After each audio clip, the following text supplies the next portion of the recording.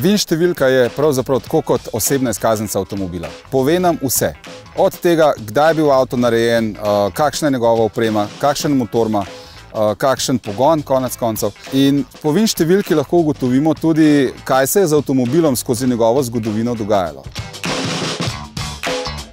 Jaz bi povabil vse, ki kupujejo rabljene avtomobile, da grejo najprej na doberauto.si, zaradi tega, ker na našem portalu so vsi avtomobili opremljeni z VIN številkami.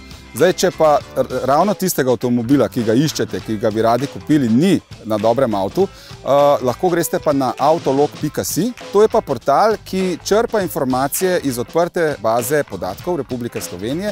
In če tja noter v iskalnik vpišete VIN številko tistega avtomobila, ki ga želite kupiti, vam zelo hitro izpiše ravno tako vse podatke. Torej, vidite lastništvo, vidite starost avtomobila, če so recimo kakšne anomalije pri kilometrih, in se tudi na podlagi tega lahko potem naprej pogovarjate glede cene, imate neko pogajalsko izhodišče.